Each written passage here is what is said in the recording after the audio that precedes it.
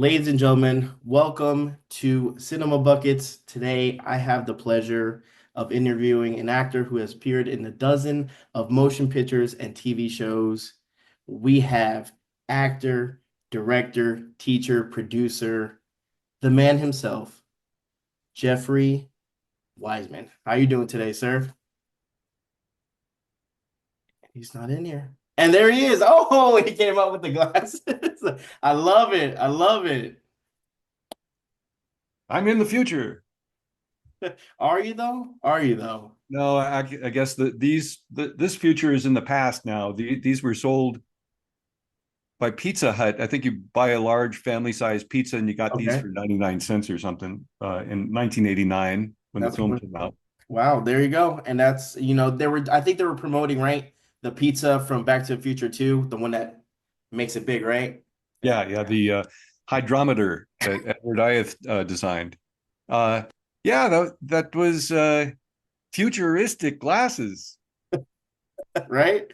I've Look at them now. seen one or two similar pairs, but now, but I am happy to be here. The this is the inaugural episode of your Cinema Buckets. Yes, sir. Yes, sir. And you I are, am honored that you chose me as your first guest. That's very cool. yeah, I appreciate you coming on. It's awesome to have you. Love your work. And obviously we're going to be discussing with the fans and stuff, your life work and movies and TVs and just your general opinion on You got the about 3 hours? maybe not 3 hours. I mean, I have some time, but I don't know about you, Jeff. That's the problem. I don't know if you have the time. I got to squeeze. Exactly. I've been acting for 50, gosh, 72, 71. Yeah, 55 years. Holy hell. I'm an old guy. That's Need flashes. Hey, there you are, Sonny. there you go. There you go. Oh, 55 years, huh? Very nice. What inspired you to become an actor? Was it a childhood dream of or what? Yeah, it Yeah. was just that. I grew up in Los Angeles, and my parents owned, sometimes managed private gambling clubs, bridge and backgammon. And once in a while, they'd take me to work with them, and there would be all these celebrities playing at their club. Okay. Uh, I remember once my babysitter taking me in to my dad's club, I think it was the Savoy, which later became Cavendish West, which still exists, and we met Omar Sharif, and I saw my babysitter kind of do a posture I'd never seen her do before, where she froze up and just was in shock and starry eyed. I was very fond of this babysitter. I was like, why is she acting this way? And then, and I must have been about 5 years old or so, and then we went and saw him in a movie on the big screen. Mhm. It wasn't Dr. Zhivago. It was, I think it was a race car movie, and she did it again and was giddy, and I was like, wow, that's cool. I was very fond of her, as I say, and I suppose I thought, well, this is how I'll get her attention or Mhm. affection or whatever, so that was kind of the seed there, and then growing up watching Ron Howard on the Andy Griffith Show, or the other children acting on television, I wanted to do that. And I told my parents, and they said, absolutely not. You stay on your studies. And they saw how actors at their clubs Mhm. were mostly gambling and boozing and swearing, and they didn't want me to have any part of that. Mhm. Uh, as soon as I finished my schooling, though, I got into professional acting world. Meanwhile, though, in school, I did all sorts of different shows, beginning in, like I mentioned, 1971. Yeah, I guess that was about 71. Um, started taking it kind of seriously in 72, 73, getting roles on stage, Okay. school plays. I played Charles Condamine in Blythe Spirit. I'm trying to, I should use my glasses. It's probably much easier. To look at what you're doing. Yeah, Here maybe. we go. Because you've given me share screen possibilities. I could do a show and tell here. So Very this was probably 1973, Oh, wow. uh, playing Charles Condamine in Blithe Spirit in junior high school. Nice. And I was a big ham, and I know I upset a lot of the older kids, especially in high school, when I'd get roles in leads in plays, the major plays of the year, and I was only a sophomore, and here Oh, the seniors were. Yeah, the ego was like, woo. But luckily I had a drama coach or teacher who did some good ego training, and I also would pull me back and put me in support roles, and I learned how to be a team player more than just the ham, wow. and then start respecting the story more than just like shining. So it was that kind of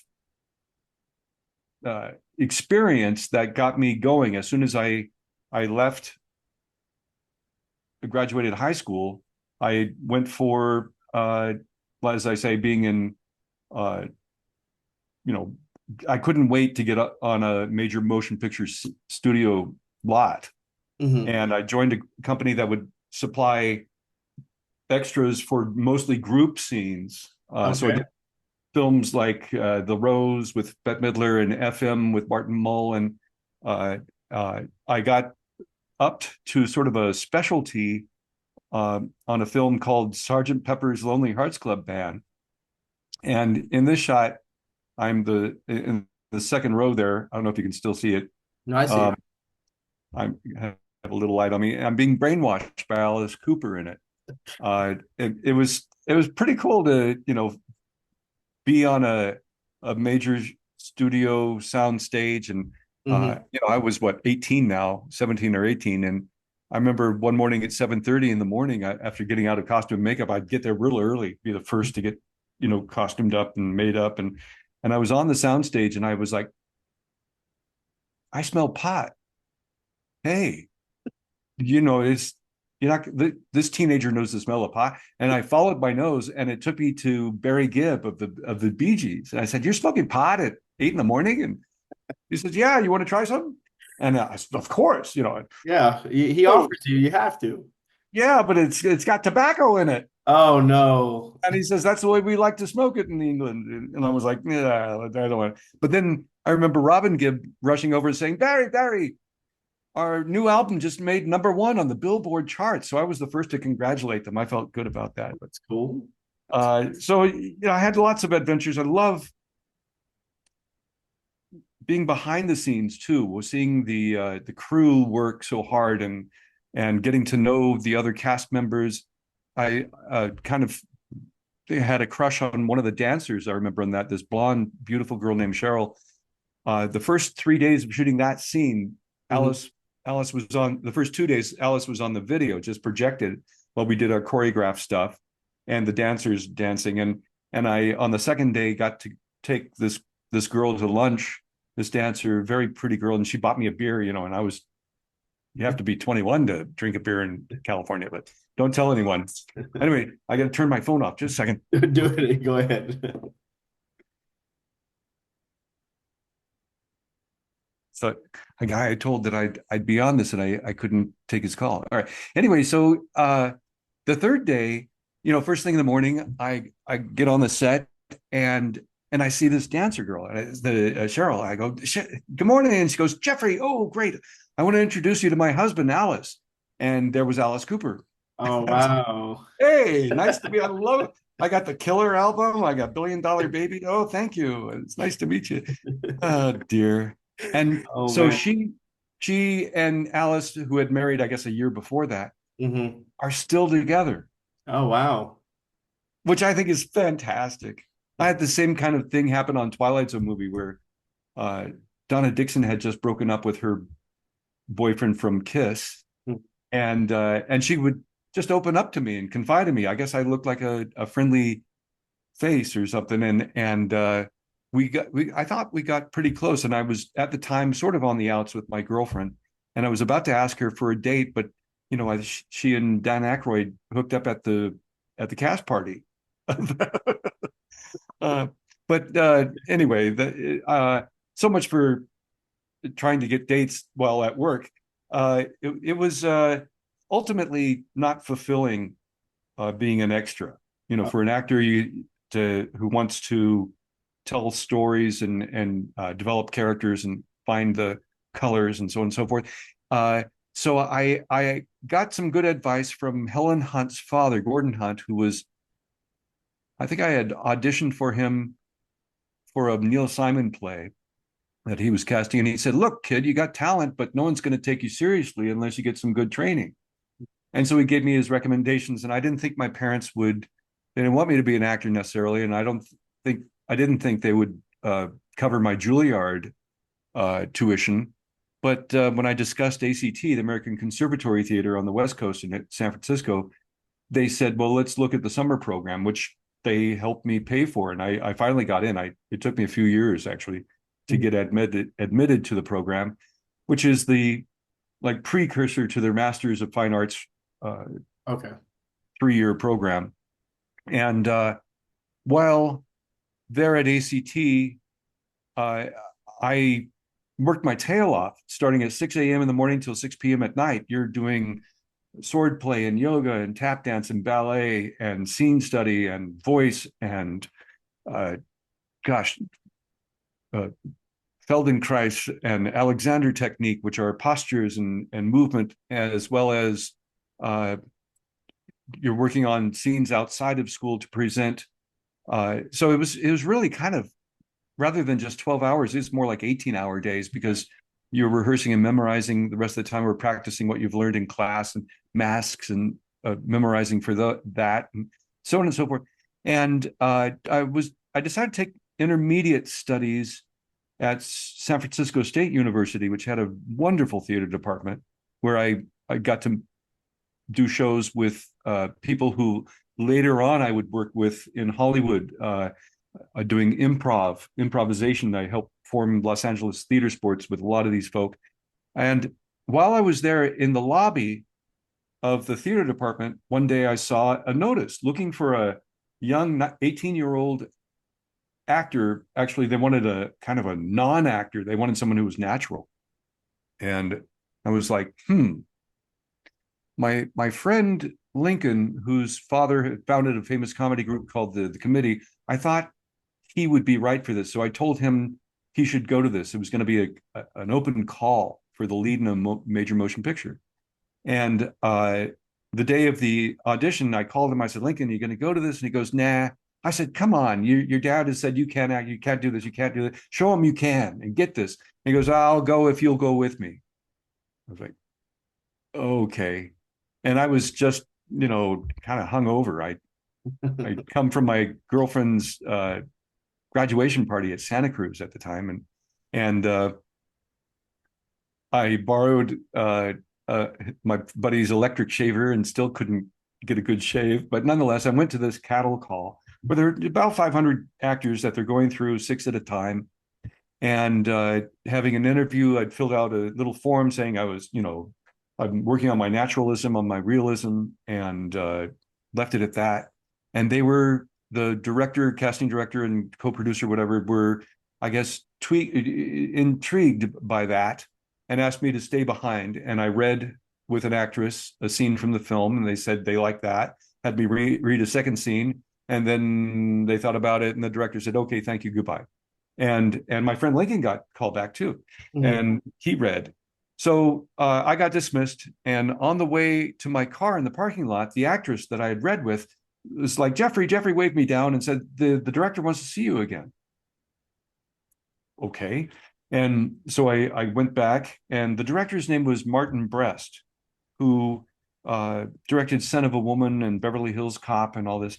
And he took me aside while they're still going through the 500 guys 6 at a time. And he says, "Look, I like what you did on the first reading. The second reading, not so much." And I said, "Well, look, I didn't expect to be here. I'm hungover. I had to borrow my friend's razor." He said, "Well, read the first scene again." And I did. And he said, "Great." And he turned to Wallace Nisita, who was casting and became a very big producer. He said, I want him to test." And so I got my first screen test for a major motion picture. At the time, the film was called The Genius, and the talent who was attached to it, the name who they were, this is a star that we're going to use it, was Warren Oates. Okay. I was very excited to hear that. And then I heard Warren Oates died. And then my screen test got postponed. And I was like, uh-oh.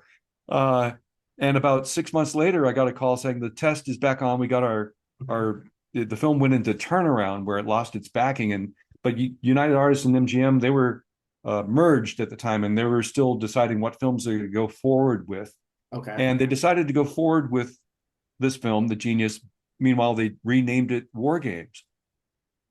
And I went down and screen tested with Ali Sheedy. And the same day I tested Eric Stoltz, Dana Carvey, Brian Backer, John Stockwell, about six of us, some guys with some really good credits tested, and none of us got it. Oh, Of course, wow. it ended up going to Matthew Broderick. Matthew Broderick. Yep. But I had an agent pursue me. She was new out of the William Morris agency in New York and had a boutique agency in Beverly Hills. And the director had told her that I was his favorite for the lead in this film. And I was like, really? And she said, yes. And I'd be honored to negotiate your contract, because actors need to negotiate a contract before you screen test, because that way you don't have the advantage and have the studio over barrel. Oh, I get what you're saying now. Okay. Yeah, it's a business, and learning that business is kind of a rough road for most actors, I noticed. Who taught you that? Who taught you the ins and out, especially with stuff like that? I learned a lot of it on my own, On the as hard way? Okay. here in this interview.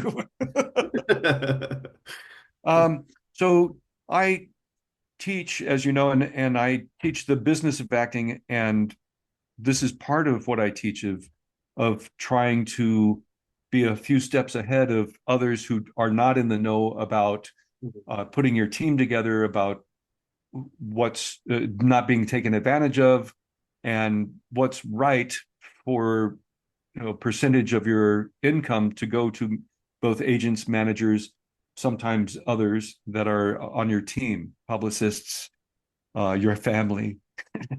uh, anyway, the business has changed a lot. When I came in sort of as a hot item because I was screen testing for this motion picture, all these doors opened for me, that this agent was able to get me into offices that normally, without having a buzz about, those doors don't open. And the business at that time, in 81, I guess it was 82, I an actor would go up on a lead and maybe go up against, maybe at the first submission, 500 submissions, and then they'd call in maybe the top 60 or so, and then whittle it down for callbacks to 30 or 20, and then for the final callbacks, maybe the top 6 or top 4, or whatever have you.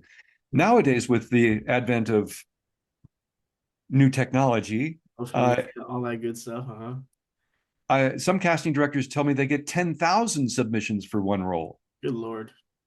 On a commercial, one casting director told me she gets generally at least 2,000 submissions, and she says that she goes through each one, but then you have to whittle it down to get the right type in. That's why your photo has to be so important to reflect you, and also your energy has to come off the page. There has to be a spark or something going on that makes them want you to come in and impress them with your talent, and just pretty In a much picture.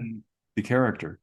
So I didn't get that role, but about 3 months later, one of the casting directors at Mike Fenton's office had me come in and meet George Miller, the director of the Mad Max movies, The Road Warrior, and more recently Fury Road, and Yeah, all that good stuff. all that good stuff. And he was set to direct a segment of Twilight Zone movie, which had had the terrible accident on it 3 months prior.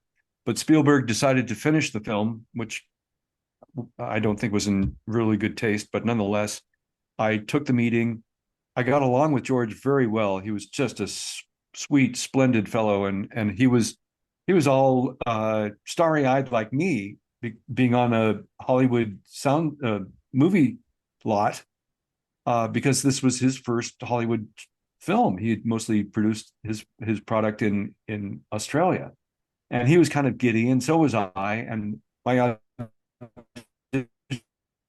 basically to tell a joke, and I told a few jokes, and he loved them. Finally, the casting directors liked the second joke, and all of a sudden, I'm in Twilight Zone movie remake of Nightmare at 20,000 Feet. This time, it's Nightmare at 30,000 Feet with John Lithgow, and as I mentioned, Donna Dixon, and it was really fantastic being on that set because George would say, if in rehearsal you feel like there's some action or a line or something, let's try it out.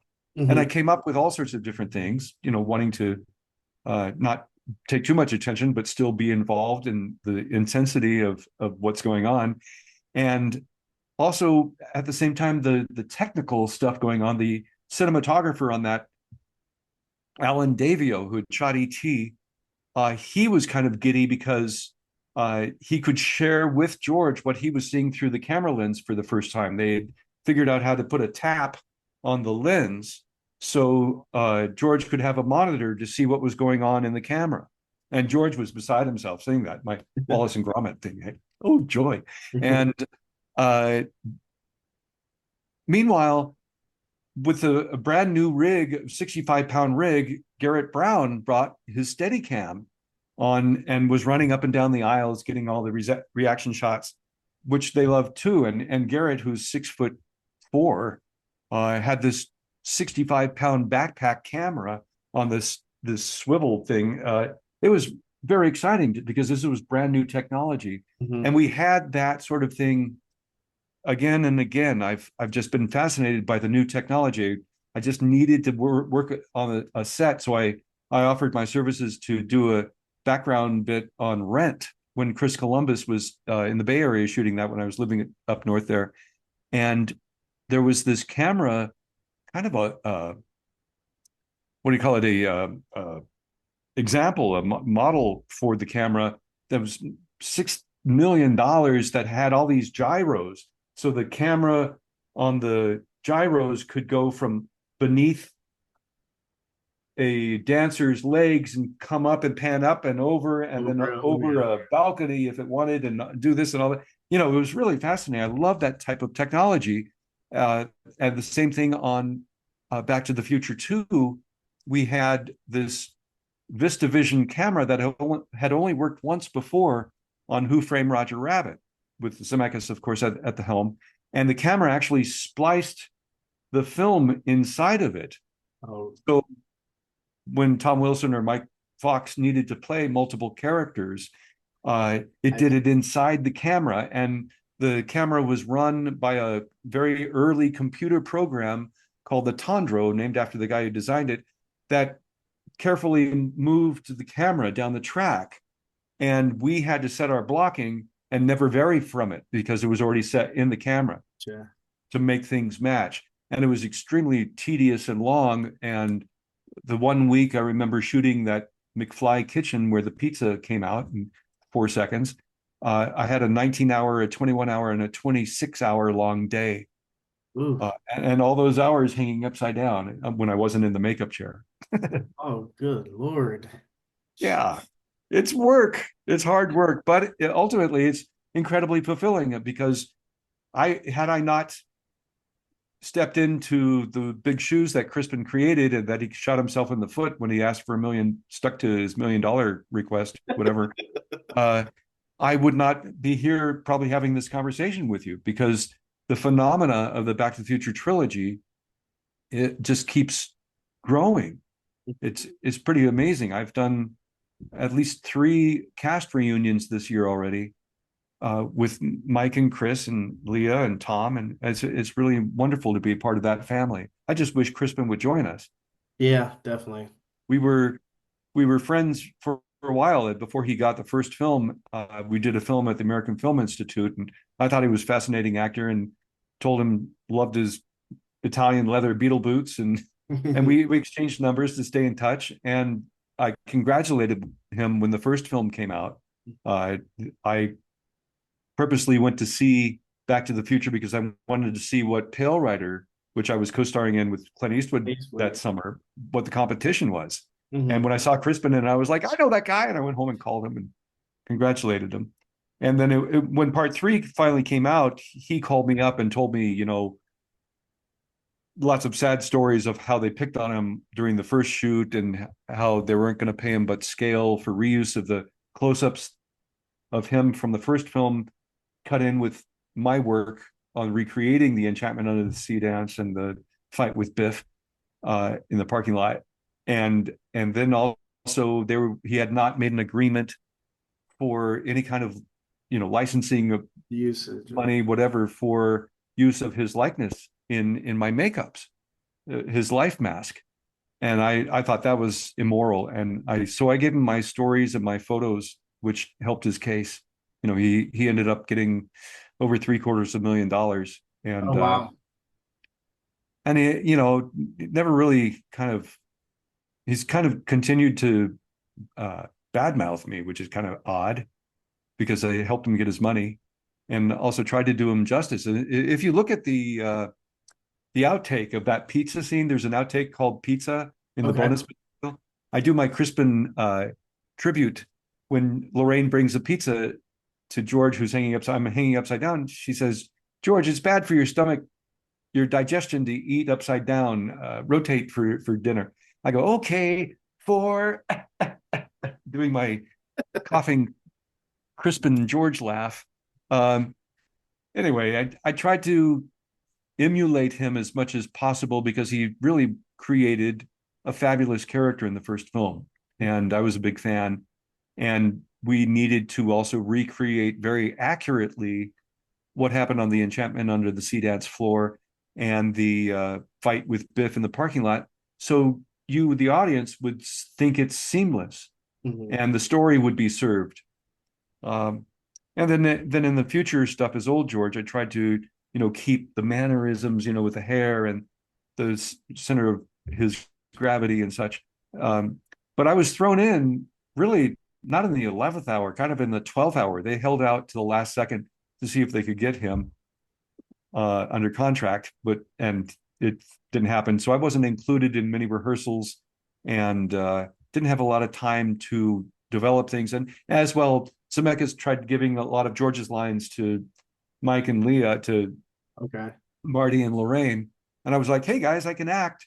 Give me my lines back if you want George to say them. And I even improvised some stuff. I came up with some stuff, but I'm leaping ahead to Back to the Future. We were at Twilight Zone. We were at, and I was letting you go. I was like, we were entering the Twilight Zone, that which is called the Back to the Future uh debacle they had going on. And but continue your Twilight story.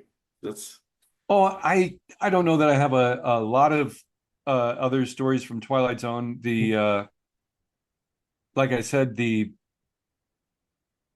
camaraderie, the ensemble was really magnificent. Let's see if I have any. I have a fun shot here or two from Twilight Zone that I can share.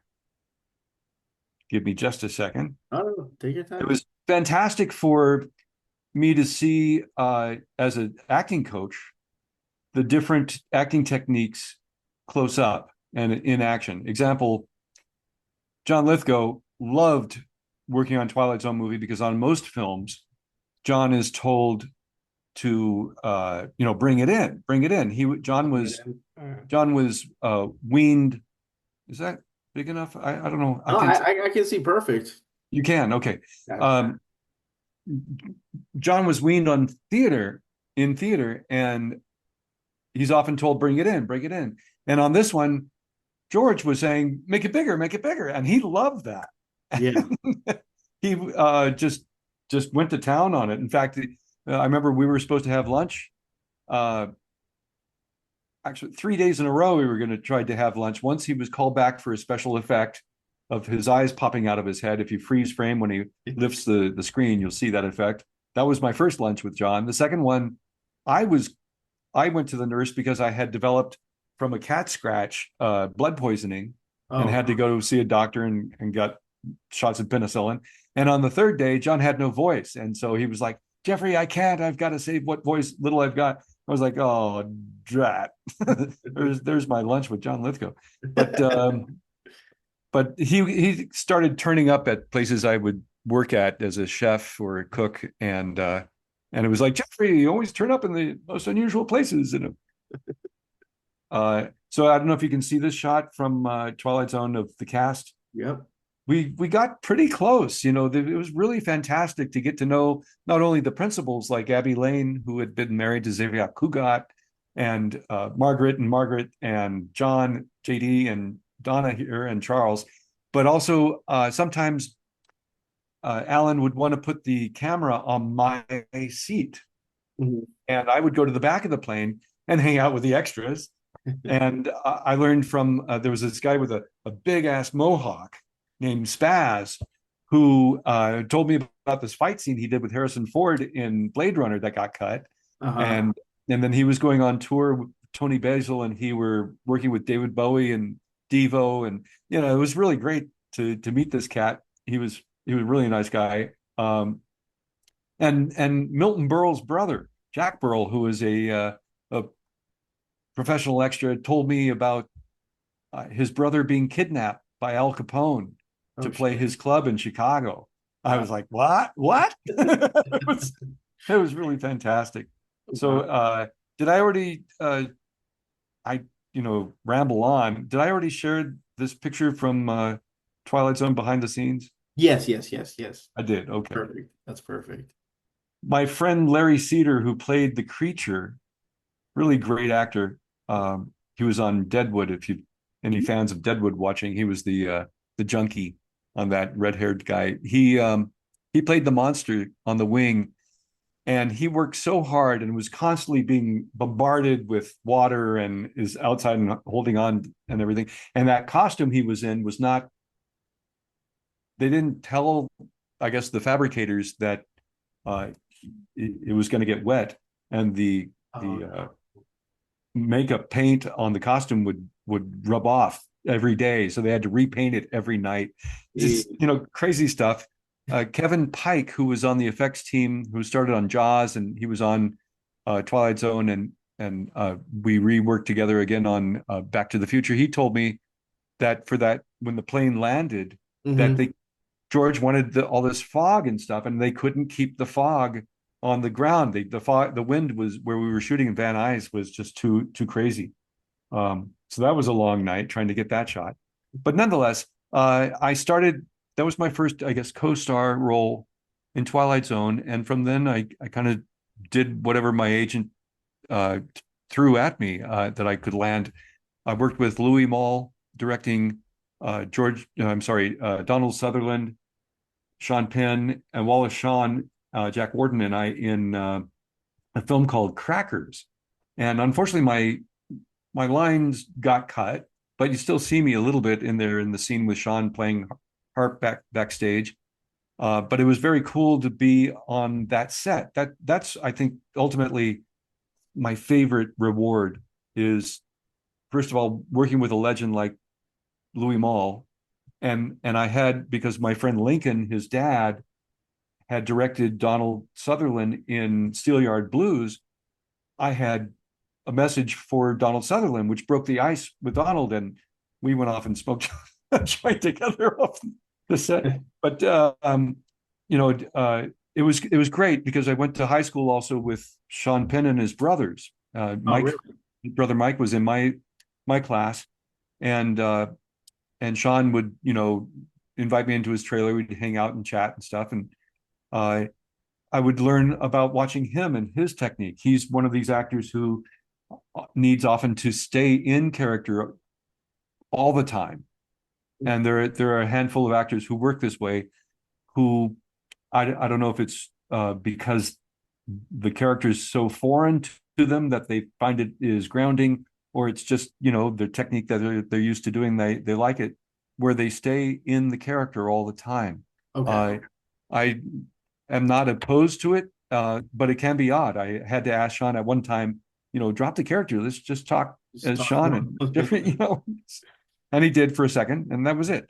But So do they stay in like that kind of mode throughout the whole time of like filming until it's well, the I know how's that that work? I heard that he did that on Milk when he was playing Okay. Harvey Milk, and he obviously did that playing the Texan boy in Crackers. And I think he was doing that on Bad Boys because I went over to Pam Springsteen's house, Bruce's sister, that he was engaged to at the time, and we were showing films that we had all made in junior high and high school. Mhm. And Sean at one point got up and I think he, I'm not sure if he really did, but he probably pretended that he was peeing in the corner of the living room. And he was doing Bad Boys at the time. So I think, It was part of it. yeah, was it Slab Boys on stage or Bad Boys movie? Anyway, he was being a bad boy either way. Um, so and I in teaching acting, I use the examples. What working with Clint Eastwood, Mhm. Clint will do a big scene and Clint will have the monologue and it looks as we're shooting it like he's not doing anything at all. And he's doing this, and oh God, you got a good guy there. And it's all right. And it's good. And he's putting everything at the end of his nose. Uh-huh. And I'm like, gosh, I hope this reads. And then when it gets up to the 70-foot millimeter or whatever, uh, the large screen, the big screen, it's full because it's truthful. And that's the key to all these, whether it's big, as in John's case, Mhm. or it's being in character all the time, or it's tiny and small, or like with Michael Keaton, it's, kind of, and Mike Fox, they have this formula type of acting that they do that they perfected. And even though it's formula, or it's big, or it's small, it's truthful. And they sell it and we buy it. And Got that's, I think, at the heart of a technique, and whether it's Meisner or Strasberg, Stanislavski's different eras, or uh, any of the masters of acting, Uta Hagen to Stella Adler, whatever resonates for you, that works for you, that helps your truth, is what I promote and what I'm teaching. Gotcha. So does it take a while for maybe an actor to actually find their niche, find their technique? Yeah, Yeah. yeah, I think, well, Mhm. it's once again, it's subjective. I remember the first time I met Zoe Deutsch, Leah Thompson's Yeah. daughter, who's a major star now. She was, I think she was 17, and she was acting already, and she was in a pretty big film coming out, and I met her in London at a Comic-Con over there, and I said, "So who are you studying with?" And she kind of gave me a blank stare and was like, "No one."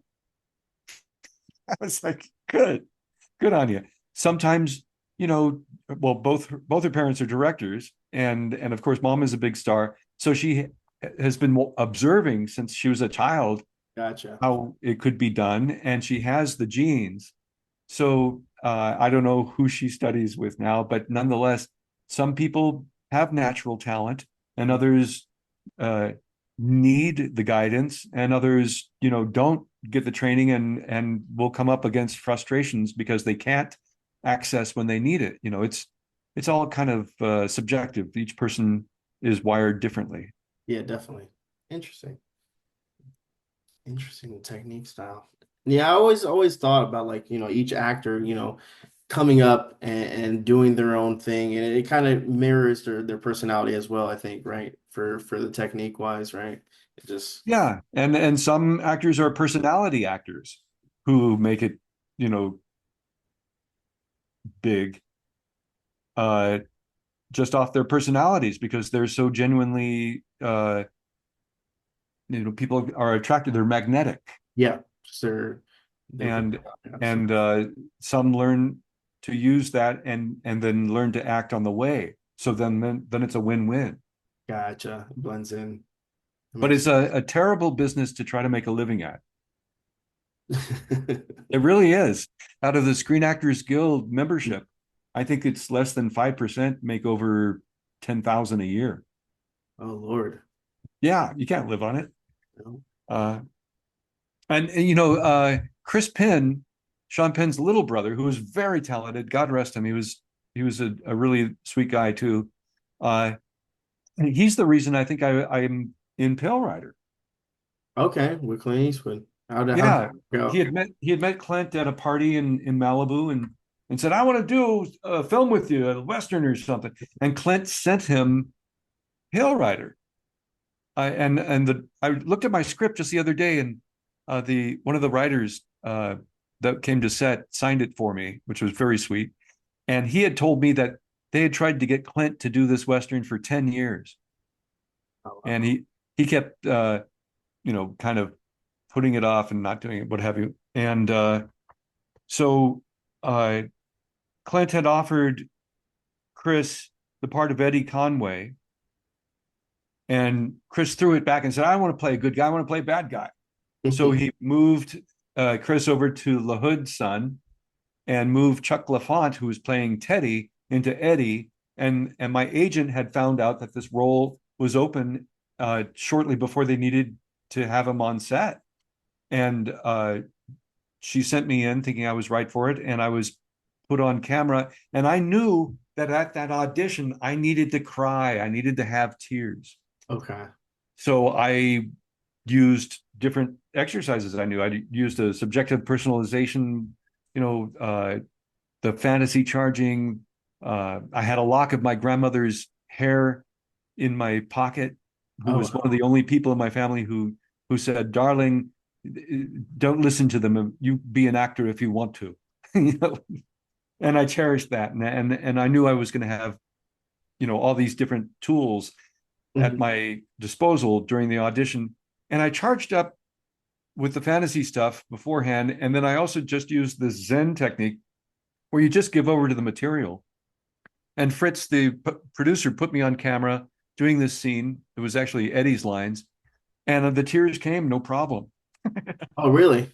Yeah, no problem. And that was on a Friday. On Monday, I was on an airplane to Oh, going to Idaho to shoot for 5 weeks on location with Clint. So it was a challenging set to be on because they built the uh, the set of the new town on the top of a mountain, so it was exposed to the elements. But everywhere that Bruce Surtees, the cinematographer, put his camera, he had the background of the White Cloud or the Sand River or uh, but there's a third mountain range there, the Sawtooth Mountains, as his backdrop, and it really is breathtakingly beautiful. But as you can see in this shot, you see these all these white specks. yeah. We're in a blizzard, Oh, God. and with the wind The chill, middle of the Western. almost the whole time we were freezing our butts off. It was like minus below almost constantly, minus 10 below, Um, but and in fact, if you look at this scene where Daddy's getting shot, and it cuts from Daddy, who's in the sunlight, over to us, he's in sunshine and we're in a blizzard because we shot those on different days. Wow. And then the final day we had sunshine again, but all the snow was melted, so they brought in the oil-based snow, and and that's when we finally got to Daddy's dead body. And Stockburn, wonderful John Russell, with my voice is, "Tell the preacher to come to town tomorrow," and and we're crying over Daddy's dead body. That was a rehearsal. Clint often shoots the rehearsals, and if he gets it, he moves on to save time and money, Oh, save time and money. It makes and sense. also to keep actors from feeling tense when they hear action. Action. He never says action. He says whenever you're ready, or they know it's a take. They tense up, and I think he learned that from Don Siegel, who directed him in Dirty Harry movies, and Hmm. from John Ford. Anyway, so I shouldn't have had the close up over Daddy's dead body. That was where Eddie was supposed to go. Chuck was supposed to go there, but he hit my spot. And so at the last minute, who I was trailing behind him, I switched gears and positioned myself over Daddy's head at Chuck's place. And then I slipped on the oil-based snow, my boot actually moving poor Doug, who's playing dead in the snow, his hair. And when I heard Clint say at the end of the take, or no, it was a rehearsal, it wasn't even a take, "Oh, let's move on." I got up into Clint's face. I said, "Hey, Chuck didn't hit his mark. I had to fill in Uh-huh. for him." And I almost kicked poor Doug in the head. He goes, "He took a minute." And Clint said, "No, no, we're just going to cut from your close up." Oh, wow. I was like, "Oh, I got the close up." Oh, I can't argue with that. Okay. Yeah, we're good. Let's go. Yeah, exactly.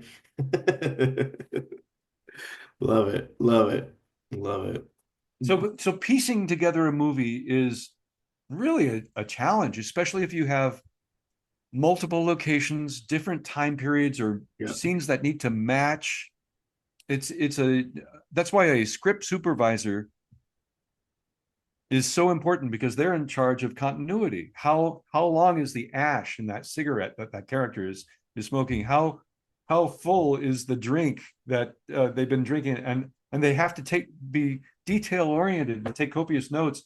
And these some of these low budgets have no script supervisor. Mhm. Let the ADs to keep to track. I was like, what? And so I'll even coach actors to keep track themselves. You have to be fully aware. You know how a ball player is on their toes, whether it's Yep. baseball or soccer or whatever. You got to be Ready. ready and firing on all pistons. And it's exhausting, especially when a shoot goes 16, 18, 20 hours. Yeah. And often the pay isn't all that great until you're a big name, Mhm. where they have to have you. And that's something I think a lot of people don't realize is, just how tedious sometimes even producing a film or filming a scene could be. I think people just see what they want to see on the film, and then they're like, okay, well that they must have done like a couple scenes and that's it. Moved on from there, but definitely. Yeah, and I find I'm sorry to say that a good percentage, a large percentage Mhm. of actors can be lazy, can be ego driven, or can be not the work habits are not so great, that they might be tired or spread themselves thin or not well nourished, or any number of reasons. And it's very, very important to take care of yourself. And as well, it's very expensive. You're always working on yourself with workshops. I About 8 years ago played Igor in the stage version of Young Frankenstein, the musical, and I had to tap dance, and I hadn't tap danced since 1982, I think, at ACT, and and I was singing and dancing in 12 numbers, and it was exhausting. And I'm an old guy now, and it staying in shape, paying the bills, and always working on yourself is a challenge. And that's why I say it's a hard way to try to make a living. I fell into, luckily, in between television and movie roles, working at a theme park, uh, playing classic comedians from the golden age of Hollywood, Charlie Chaplin and Groucho Marx and Stanley Laurel. And that was pretty much a full-time job, acting. Mhm. It wasn't, doing film work, but I was also, I love people, and I got to meet people from around the world. I learned how to greet in 15 different languages Oh wow. and stay in character for an 8-hour day, so you can see what. Oh, I haven't brought it up yet. Don't share yet. Um, I fell into it in that my agent that I knew an agent who handled lookalikes, and he called me up one day. I knew he had played Stanley Laurel, and I was like, "What's going on?" He goes, "Well, have you ever played Stanley?" I was like, "No." But what's going on? And he said, "Well, my Oliver Hardy partner, he lost his Stanley Laurel partner up at Universal, and is looking for a new actor to take the role." And I had I had my first son was born already, Mhm. and I needed the work. And I said, let me go up there. And I went up and auditioned. And luckily, I remembered seeing Laurel and Hardy as a kid, but I didn't have anything right when I was trying to do it in character. And I'm not finding the the shot I wanted to show with my Oliver Hardy partner. But the Oliver Hardy actor knew my work from playing Mercutio, when I played Mercutio in a production of Romeo and Juliet. Um, and he said to the boss, he's not doing it right, but I'll get him in shape. He's got talent. I know him. And within a couple of weeks, I was doing a passable Stanley Laurel. And then a year later, I put together playing Charlie Chaplin. Oh, look at you. And a year after that, playing Groucho Marx. And then eventually I started playing Larry Fine of the Three Stooges. Hey guys. Uh, and then more recently playing Mark Twain. That's why I have this big Yep. bushy mustache. I have some Twain gigs coming up.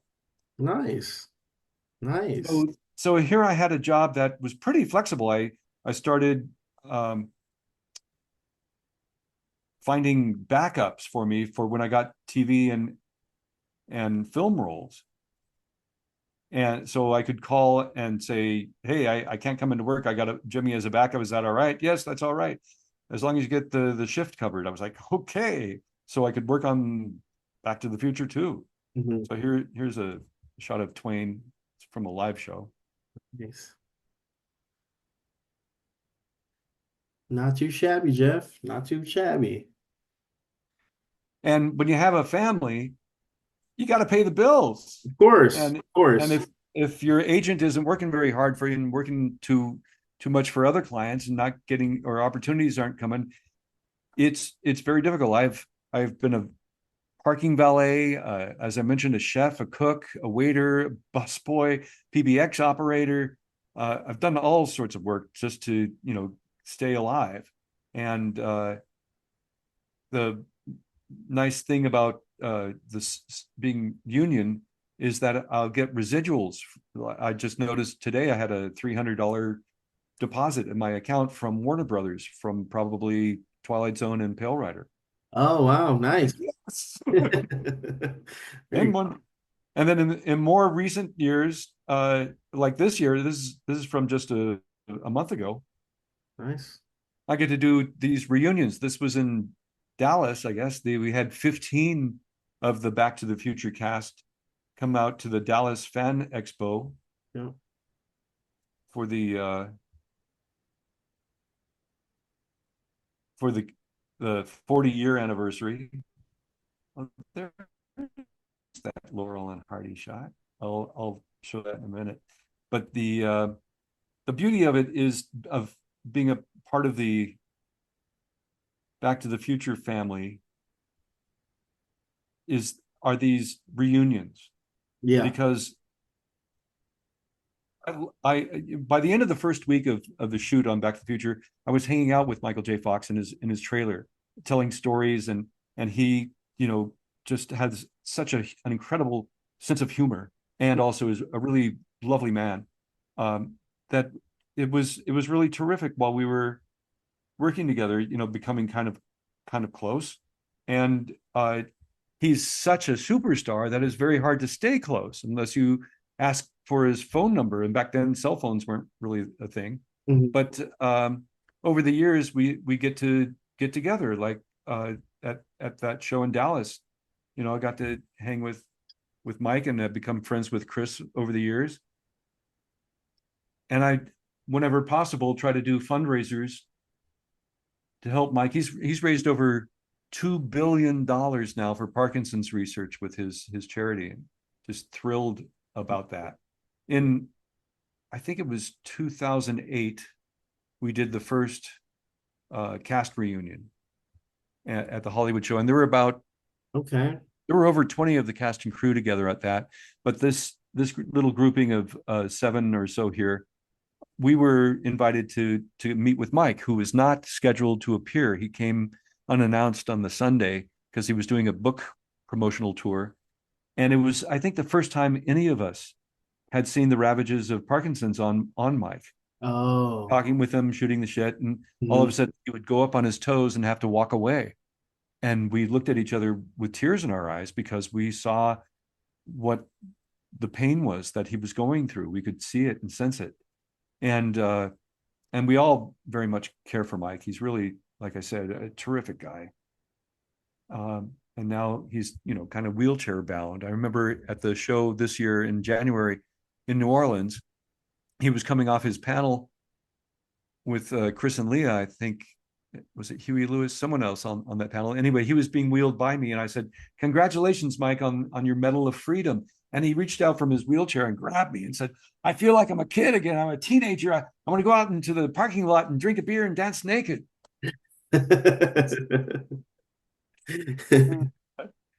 Yeah, it's pretty special being able to call him a friend. So here's my Stanley Laurel there up at Nice. Universal in Hollywood. So from 87 to about 2001, playing Stanley, Charlie, and Groucho. So I could be on your refrigerator or put a picture of me with your parents or something. Now, what's the for you? You have different sets. And you said the camaraderie, right? And every set is, I'm assuming, is different, but you build that family, you build that trust. How was it? We talked about Pale Rider, we talked about Twilight Zone. How was it when, you were in Back to the Future? You know, um, It was at different stages a different thing. I had mhm, at first kind of I don't want to say pushback, but okay. people really not liking what was going on Hmm. because they saw the young George makeup. Let me show you so you get an understand. For those who don't know, because there are some out there, um, I played George age 17 and 77 in part two, and age 47 in part three, and all three of those makeups were based off of Crispin's life masks. Yeah. I think all three were. I'm I'm gonna say all three were because it is pretty apparent there's elements of Crispin in the 77 and Yeah. most definitely in the 47. But also Crispin was in prosthetics as well as at 47 because he was only in his 20s when he did part one. But as you can tell from seeing this Polaroid that I continuity Polaroid that I have, it was definitely based on his life mask, my young George makeups. Yeah. So people who had worked with Crispin on the first film saw this and were like, "Oh, Crispin ain't gonna like this." That came from Mike, and Leah was like, "I don't, who." Okay, and I was even referred to by Zemeckis for the first couple hours as Crispin, which was very strange. So that shows you how much they wanted or expected Crispin to be on set. Hmm. And it was very awkward for me, but I even had to put my foot down and say, "I'm Jeffrey, I'm not Crispin, come on." Yeah. And eventually, like I said, at the end of the first week, I was hanging out with Mike in his trailer, and Leah would see me out of makeup and actually know who I am. She'd be getting made up in the chair next to me, and they could see that I was doing a good job. And Tom and I got along very well. And while we were in between scenes for that fight in the parking lot and the Enchantment Under the Sea dance, I'd hang out with Billy Zane, who I was a DJ, and I always had really fun mixtapes that we'd play and sing along to and hang out and talk. And at one point Billy even said, "I think Leah was in love with Crispin."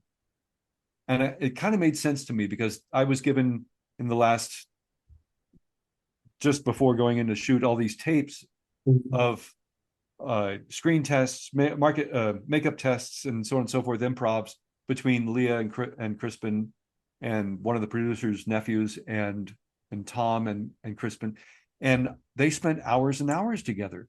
And Leah even says that she and he made a painting together in character that Oh, he later on insisted be part of the set of the McFly at Home. As Zemeckis said, no, no, no, and that pissed him off. But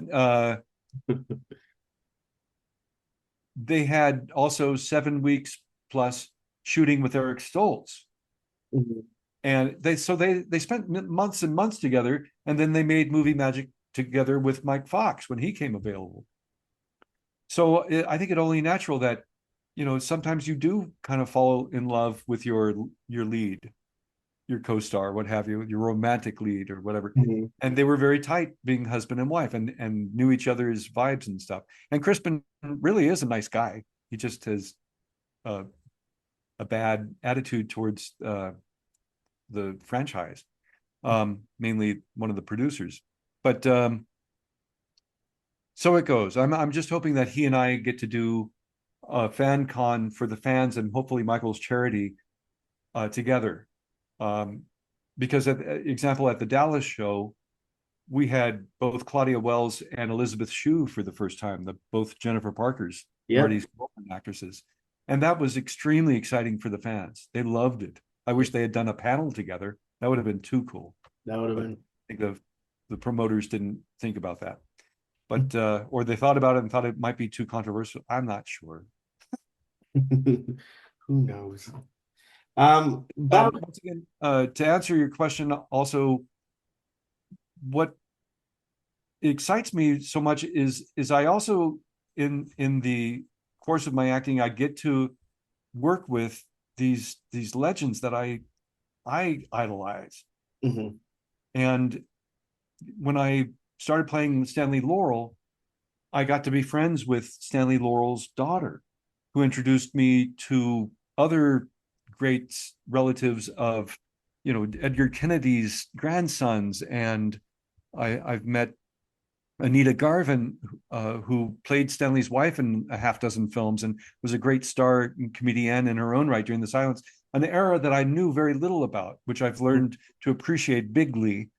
And it opened a lot of doors in performance venues for me. I had a Laurel and Hardy magic show that I took to the South China Sea on a casino cruise. I on Diagnosis Murder, when I worked with Dick Van Dyke, um, I Oh broke the wow. ice and told him that, I play Stanley up at Universal. And he said, really? He was my dear friend. And I said, I know, that's why I'm telling you, and he spent pretty much the rest of the day chatting with me when he wasn't shooting. And here we are doing our Stan Laurel impression. I love it.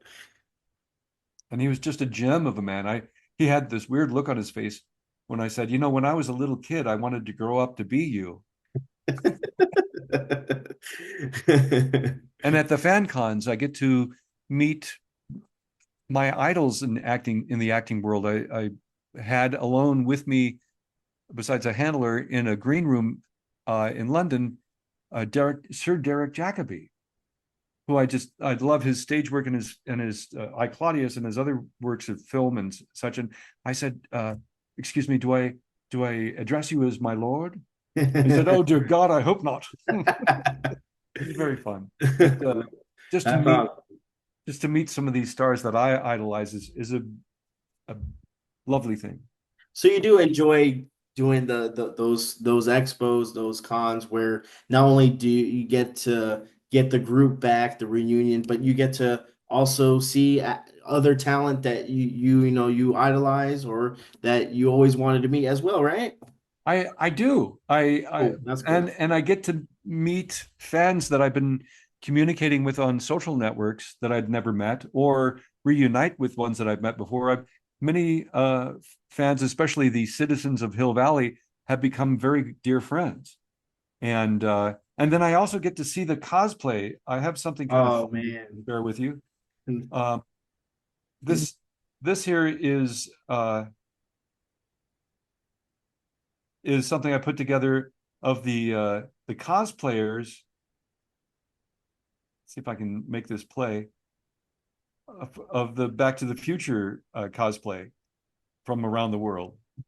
See if I can get it to play. It's not going to play. Come on, play. Can you see this okay? I can see it perfect. And it's not playing. Um, I think I have to go back to I have to go back to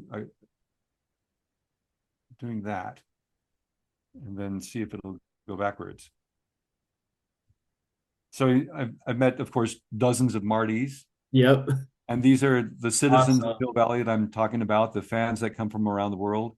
Get to hang out with, here That- Darlene, Ricky, and Jason were the hoverboard gang for Griff at one of the Yep. fundraiser events.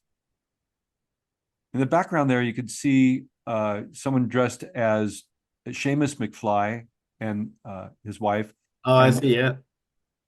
Thomas, he comes from Denmark, I believe, This is Ian and Chris. Ian's fabricating all the props for the Back to the Future musical.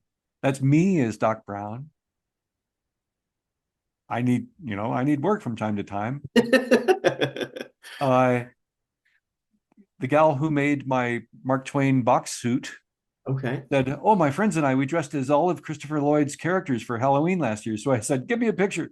So I There had you him go. sign it. That's awesome. And the fans, I got the hoverboard. Look at you go. Well, it had the wires erased, but as you can see, the fan cosplay, they take it seriously and do a They do. fantastic job. They do it. Hey, look at you with the glasses. And this couple of from Germany, we've done a few events where we shot part three there at Jamestown Railtown, and Okay. there's an event coming up third week of September called Return to Hill Valley, where they'll go to the shooting sites and a lot of celebs are going to be there. Oh, really And nice. Back to 1885 event, which was a fundraiser fan appreciation event. The two musicians you see here, actually three of the musicians you see here, were in part three, playing with ZZ Top. Stop. Yeah, I remember that. Yep.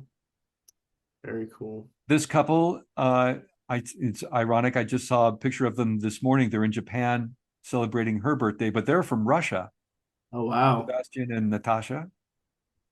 They came all the way from Russia for a cruise that my wife and I produced to raise money for Mike's charity, the Back to the Future cruise. And once again, the gentleman and his wife here from Denmark, they dressed their baby son up as old George McFly and hung him upside down for 10 seconds to get a photo. Hopefully, I have that in here. That's During the pandemic, I met with the Japanese fans. If you look at the Zoom call here, every one of these Japanese fans just about are dressed as a different character from Back to the Future. that's amazing. That's isn't it remarkable how that story, that movie could hit like touch so many people in so many ways, so many different countries and stuff. I think it's to this day too, right? It is. It That's really great. is a phenomena.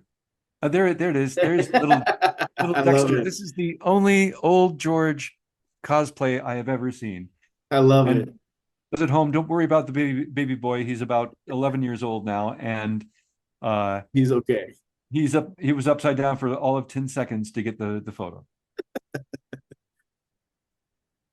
So Wow. these are all cosplayers as Griff's gang, Mhm. which are phenomenal. My Yeah, yeah. friend Brad holding me by the collar, Anish as Spike. Oh, And there was just an event at Whittier High School where we shot a lot of the scenes from both one and two. And they had fundraiser for their new trophy case. And more Japanese fans and a French fan there. And then this is Shannon. They're often fundraising for Mike's charity, is Marty. And back to Columbia State Historic Park, where the Return to Hill Valley and back to 1885. This is the German Biff with Harry and I. I love it. And a niece who was Spike in that other shot doing female traveling, Marty, where time travel genres collide in the Doctor Who. The Doctor Who and yeah. And the tiniest, starting with the tiniest Doc Brown ever. I love it. I love it, man. That's awesome. I love that you have that, and that's really cool that you can actually experience that and have fans and people that you talk to all around the world. It's I amazing. That's I that. love it. I love it too. I'm totally blessed. I was in the south of France earlier this year. I'm talking with possibly going to Australia next year. I love travel. Like I said, I love people. I learned to greet in 15 different languages while at Universal playing characters because I learned that if you greet someone in their native tongue, Mhm. they instantly open up and smile. Whereas if it's, a difficult thing and you need a translator or what have you, that's off to a rocky The start, Rocky right? start, yeah, definitely. And it's And if you're amazing. playing a character that they already are familiar with, that you're inducing, imitating, and and they want to do a photo with and get a laugh, Mhm. it's a great icebreaker. Yep, definitely, definitely. What's the weirdest thing you've ever signed at one of these? Because these people bring in some crazy shit when it comes to that. I've seen it before, and Yeah, I've had requests to, sign my skin so I can have it tattooed. oh yeah, those are pretty I've, popular nowadays. of course, every part of a DeLorean. Yeah. Uh, Gosh, what's the strangest? Hmm. Dumpty dumpty dum. Let me think about that. I'll get back to you. Definitely, definitely, definitely. But yeah, there's some pretty strange things I've been asked to sign. Oh, it doesn't matter. I Yeah, was like, but that'll ruin it. I had, yeah. Funko Pop has a limited FT, whatever they call it, limited edition George McFly Funko. And the first time someone brought one to me, I was like, wow, I've never seen one of these. Mhm. Really? This is the first one you've ever signed? I said, yeah. And I got one of these white ink pens, a paint pen, and I went to sign it, and the pen went Oh. all over it. I was like, oh my God, how much did it cost you? He goes, no, no, wait. And I said, I got an eraser here. Maybe I can help erase it or scrape it off or wash it off. No, no, no, no, leave it, leave it. You say, this is the first one you've ever signed? I said, yes. He goes, leave it. And just sign on the edge. And I, got the pen to work. And he cherished it because it was the very first one I've ever signed. Those Since are then, I those are think a I've little signed difficult, about, huh? Those are a little difficult to work and maneuver around. Those Funko Pops are a little strange and stuff. I would always be like, it's very nervous, especially when you see these people, they take so good care of it. Like it's oh, when you see an original art piece, I've been asked to sign jackets that have been custom designed with Back to the Future stuff, uh, paintings, posters, all things that are our original works of art. Mhm. Please sign this, and I have to be extra careful that pin is not going to do what it did on that Funko Pop. Yep, yep. And also, I like, are you sure? Often people now are asking me to sign stuff from the first film, and I say I'm not in this movie. It's all right. We still want you to. And I'm like, wow, okay, thank you. I'll do it. $50. But yeah, It's well, what the conventions are charging. And I'm like, okay, I guess that's my rate now. Okay. now I how's was that doing I how's was that doing work it. with conventions like that? Do they work out a deal, or is that and what do you take from there compared to Everyone, it's different? subjective. It's Okay. subjective. I remember I was doing a Wizard World, one of my first ones when it was still up in San Francisco, Okay. and Carrie Fisher and Mark Hamill were the Star Wars stars, and they were sitting kind of behind me. Their line went past me, and Carrie arrived first, and she started screaming. I was like, "Why is she screaming back there?" She had learned that she had been charging $75 for her signature, and that Mark was now charging 90, and she was screaming because his rate had gone up, and she wasn't informed. And Oh wow. what's Mark is up to 350 now, I think. Well, it depends because now it varies. There's so much different categories they do with autographs. So if it's 8 by 10, it's a certain price. Oh boy. E is another price. Like it's crazy. And then they charge by character name. I mean, it is But wild. I personally,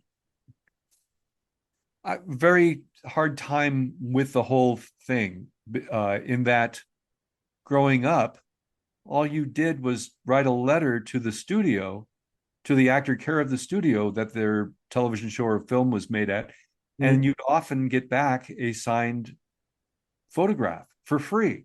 Yeah. Maybe you included postage. I don't know. I think the studios picked up the postage, but that was the norm growing up. And it wasn't until I guess San Diego Comic Con became a thing, with all the Star Trek, and people started wanting more celebrities, and then celebrities said, well, how am I going to pay for this? All right, we'll start charging. And then it's now become what it is, which is kind of crazy. Yeah. uh, and different shows that make different deals. If it's a small show, I try not to ask for a large guarantee, but I need to pay for my expenses and my time, Of so course. I ask for a guarantee from the show. And I think my guarantee is quite reasonable. I think it's fair market value. And sometimes the show will pay it, and sometimes they say it can't, and I say, well, I'm sorry, or give me an appearance fee, and I get to keep all the proceeds. Usually, once you meet a guarantee, Mhm. you split everything after that, so the show can recoup some of its Gotcha. costs for hotel and travel. So that's how that business kind of works. But it is, once again, kind of the wild, wild west. Every show can be different. Yep. And the great big shows throw their weight around and will pay the hundreds of thousands of dollars for the big names, and the lesser names, if they want to be there for their brand, kind of eat crow and go there for very little. Yep. But like I said, it's subjective. Well, Jeff, before I let you go, man, I just wanted to say thank you so much. It was a blast hearing you talk, your Thank you, Alex. experiences, everything. Love what you did, love what you're still doing. Again, just want to say it's been an honor to actually have you on. Love it, the very first actor on the show. So I'm really, really proud of that. And I love that I'm with you, man. I'm honored that I am your very first one. Woohoo! So, There.